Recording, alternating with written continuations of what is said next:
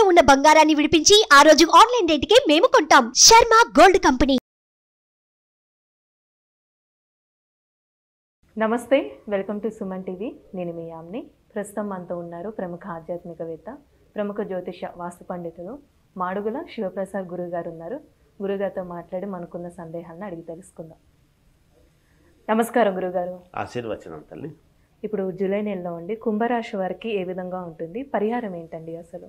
అదేవిధంగా ఇప్పుడు శని వక్రగతి కూడా అంటున్నారండి, అసలు ఏ విధంగా ఉంటుందంటారు? శ్రీ మహాగణాధిపతయే నమః. ఐం మహాసరస్వత్యే నమః.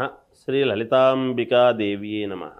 ద్వాదశ రాసుల వాళ్లకు కూడా శని వక్రగతి అనేటువంటి దీని వలన కానీ, మిగతా ఉండేటువంటి గ్రహస్థితుల వలన కానీ, మామూలుగా ప్రతి మాసము కూడా మనము మాస ఫలాలు చెప్పుకుంటున్నాం. అవునండి. కొన్ని గ్రహాలు తొందరగా మారటం ఎందుకు ప్రతి నెలా చెప్పుకోవాల్సినటువంటి అవసరం అంటే, కొన్ని గ్రహాలు చంద్రుడు కానీ ఇలా కొన్ని వెంటనే రోజుల తరబడి మారిపోతూ ఉంటాయి. మారిపోతూ ఉన్నప్పుడు ఈ మారేటువంటి గ్రహాలు గోచార రీత్యా అనుకూలవంతమైనటువంటి గ్రహాల దగ్గరికి వచ్చేటప్పటికీ అనుకూలంగా జరగటము, ప్రతికూలము గ్రహాల దగ్గరికి వెళ్ళేటప్పటికీ చిన్న ఇబ్బందులు కలగటము సహజం, మనం చూస్తూ ఉన్నాం. అందుకని కదా మనం మాస ఫలాలు మామూలుగా చెప్పుకుంటాం. ఈ నెల ఎలా ఉంది, వచ్చే నెల ఎలా ఉండబోతుంది, మళ్ళీ నెల ఎలా ఉండబోతుంది, సంవత్సరము పొడవునా ఓవరాల్గా ఎలా ఉంటుందని చెబుతాం ఉగాది పండుగ నాడు. ప్రతి నెలలో కూడా జరగబోయేటువంటివి ఏమిటి, ఎలా జరుగుతూ ఉంది అనేటువంటి దాని గురించి మనం తెలుసుకుంటాం. పైగా ఇప్పుడు కొంచెం శని వక్రించటం అనేటువంటిది ఒకటి. శని స్వక్షేత్రగతుడై ఉండి వక్రించడం, వక్రగతి అనేటువంటిది ఉండే దానివలన ఇప్పుడు ఈ జూలై మాసంలో 12 రాసుల వాళ్లకు కూడా ఎలా ఉంది అనే దాని గురించి ఇప్పుడు మనం చెప్తాం. కుంభరాశి వారికి ఈ జూలై మాసం అంతా కూడా చాలా అనుకూలముగా ఉంది, యోగవంతముగా ఉంది. వీళ్ళు ఏదనుకున్నా ఆ పని పూర్తి చేసుకోగలిగినటువంటి సామర్థ్యము వాళ్లకు ఉంటుంది కాక, వృత్తి ఉద్యోగాల పరంగా సమస్యలు ఏమైనా ఉంటే కూడా వాటిని అధిగమించడం జరుగుతుంది. ఈ సమస్యలు లేకుండా ఎక్కడ ఉండవు కదమ్మా. అంటే ట్రాన్స్ఫర్ విషయంలో కావచ్చు, లేదా ప్రమోషన్ విషయంలో కావచ్చు, ఇలా ఉద్యోగస్తుల్లో ఉద్యోగులు చేసుకునేటువంటి వాళ్లకు ఉద్యోగుల్లో అనుకూలవంతముగానే ఉన్నది, వాళ్ళకు మేలు జరుగుతుంది.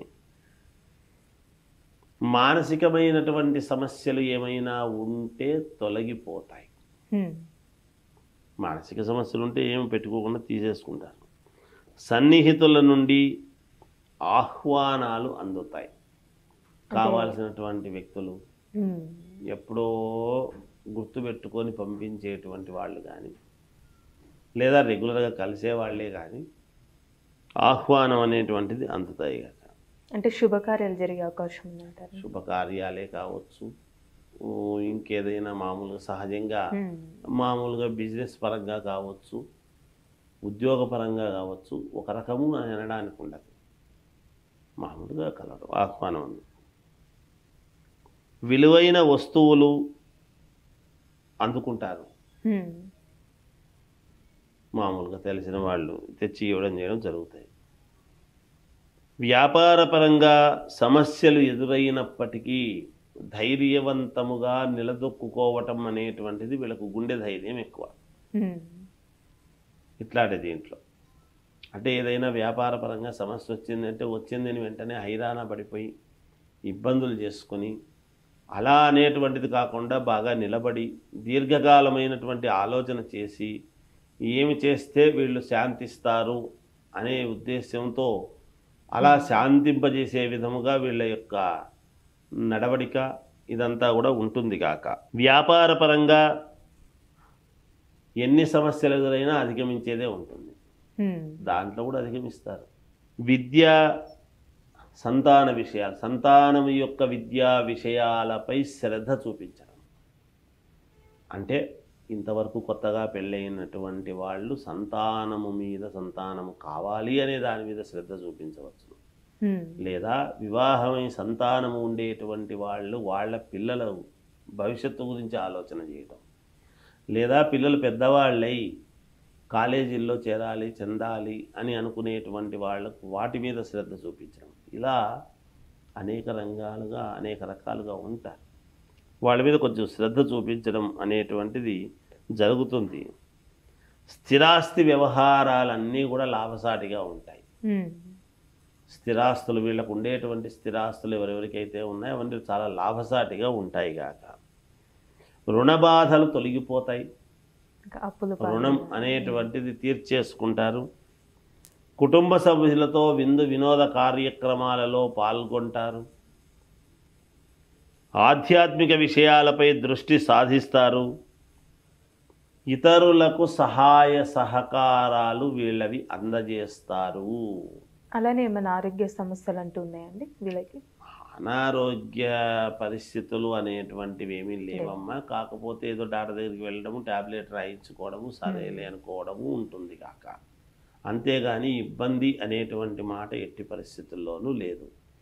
పైగా సంఘంలో గుర్తింపు మమ్మల్ని పట్టించుకోలేదు అని అనుకునేటువంటి వాళ్లకు పిలవటము, సంఘంలో గుర్తింపు ఇవ్వటము జరుగుతుంది.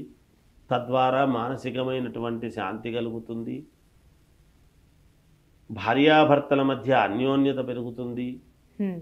ఈ రాశి వాళ్లకు ఎవరైనా పోట్లాడుకొని దూరముగా ఉంటే దగ్గరయ్యేదానికి అవకాశం ఏర్పడుతుంది. అంటే దూరమైనారు అంటే ఏదో అలిగిపోవటం చేయటం కానీ, లేదా స్నేహితులు మాట్లాడుకోకుండా ఉండినటువంటి వాళ్ళు ఫోన్లు చేసుకొని మాట్లాడుకోవడం లాంటివి జరుగుతాయి. శాలరీ పెరిగే విధముగా ఉంటుంది. స్థానచలనం ఒకవేళ కలిగితే గనక ఒక ఉన్నతమైనటువంటి స్థితికి వెళ్ళమని ఆర్డర్లు పై ఆఫీసర్లు వేసేటువంటి విధానముగా ఉండవచ్చును. శుభకార్యాలకు సంబంధించినటువంటి నిర్ణయాలు మాట్లాడుకుంటారు, చేస్తారు.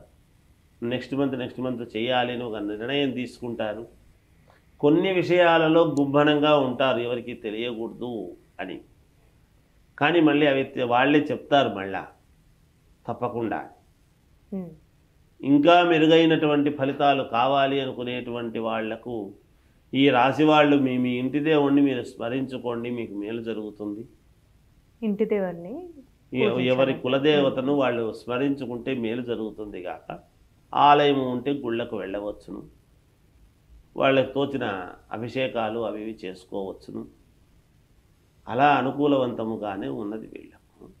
ఇంకా ఏదైనా ఆలోచనలు ఉంటే వాళ్ళ వ్యక్తిగతమైనటువంటి జాతకాలను పరిశీలన చేసుకుని పరిహారాలు ఉంటే కనుక చేసుకుంటే మేలు జరుగుతుంది గాక.